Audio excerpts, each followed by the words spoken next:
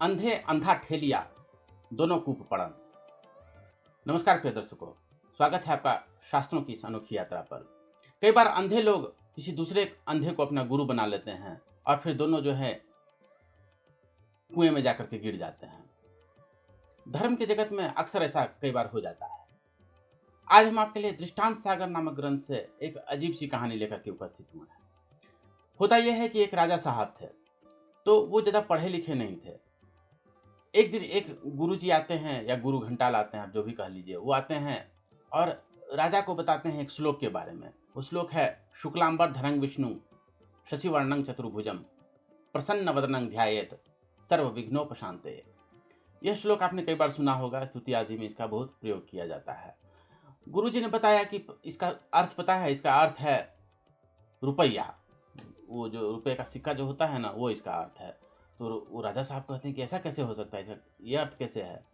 तो वो गुरुजी बोलते हैं कि शुक्लांबर धरंग, जो रुपये का जो सिक्का होता है वो शुक्ल मतलब कि सफ़ेद होता है, चमचमाता हुआ होता है। विष्णु, विष्णु मतलब जो सर्वव्यापी है, तो रुपया भी सर्वव्यापी है, सब जगह उसकी महत्ता है। शशिवर्णंग, जैसे चंद्रमा गोला गोला होता है वैसे रुपये का सिक्का भी गोला गोला होता है। चतुर्भुजम, एक रुपये में चार चौवन्नियाँ होती हैं। प्रसन्न वदनंग, उसको देख के ही मन प्रसन्न हो जाता है और वो चमचमाता भी होता है। ध्यायेत, उसको धारण करने से सर्व विघ्नोपशांते, यानी कि समस्त विघ्नों की शांति हो जाती है। राजा को ये अर्थ बहुत पसंद आया।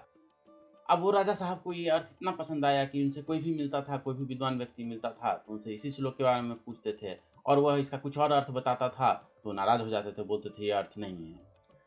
तो एक बहुत बड़े विद्वान थे, स्कॉलर थे, उन्हें राजा के बारे में ये पता चला। उन्होंने सोचा कि इसे जाकर के शिक्षित किया जाए।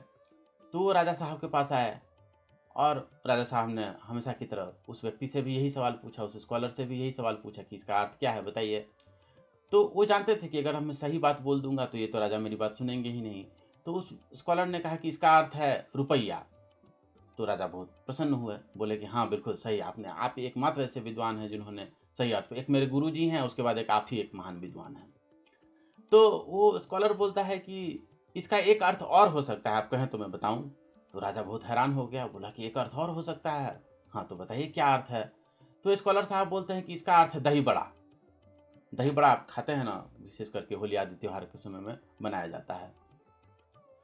तो वो स्कॉलर बोलता है कि हाँ इसका अर्थ दही बड़ा है। देखिए, शुक्लांबर धरंग, दही बड़ा जो होता है सफ़ेद सफ़ेद होता है, क्योंकि दही में के घोल में रखा हुआ होता है, वो सफ़ेद सफ़ेद होता है। शुक्लांबर धरंग।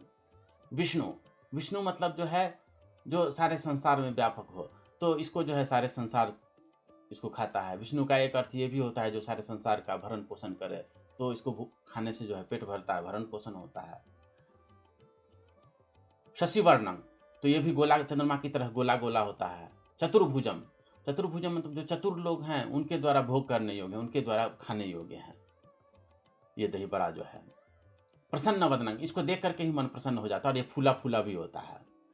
ध्यायेत, इसका ध्यान धारण करने से अर्थात इसको खाने से सर्व विघ्नोपशांते, सारे विघ्नों की शांति हो जाती है। राजा साहब बहुत प्रसन्न हुए, उन्होंने कहा वाह क्या अर्थ बताया आपने, आपने कमाल कर दिया। वह स्कॉलर बोलता है कि अगर आप मुझे इजाज़त दें तो इसका एक तीसरा अर्थ भी होता है, वह भी मैं आपको बता सकता हूँ।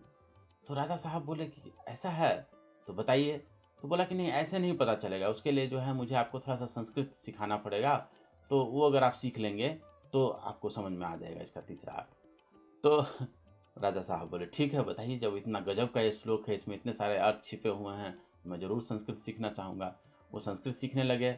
वो स्कॉलर साहब ने उनको जो है थोड़ा थोड़ा करके संस्कृत सिखाया और कुछ दिनों बाद फिर राजा से पूछा कि बताइए इस श्लोक का अर्थ क्या है, रुपये का सिक्का है कि दही बड़ा है? राजा साहब बोलते हैं इसका अर्थ इन दोनों में से कुछ भी नहीं है, ये तो भगवान विष्णु की आराधना है। वो विद्वान बोलते हैं अगर इसका अर्थ मैं पहले आपको बता देता क्या आप मानते? प्रिय दर्शकों, तुलसीदास जी कहते हैं ज्ञान उदय जिमि संशय जाहि, जैसे ज्ञान का उदय हो जाता है तो सारे संशय नष्ट हो जाते हैं। इसलिए अंधे गुरु के पीछे चलने की अपेक्षा ऐसे श्रेष्ठ गुरु के पीछे चलना चाहिए जो आपके हृदय में ज्ञान को प्रकाशित कर सके। प्रिय दर्शकों, अगर आपको यह कहानी पसंद आई हो तो इस वीडियो को ज़रूर लाइक करें, और हमारे चैनल को अगर अभी तक आपने सब्सक्राइब नहीं किया है तो इसे सब्सक्राइब भी जरूर कर लें। शास्त्र पर बने रहने के लिए आपका बहुत बहुत धन्यवाद।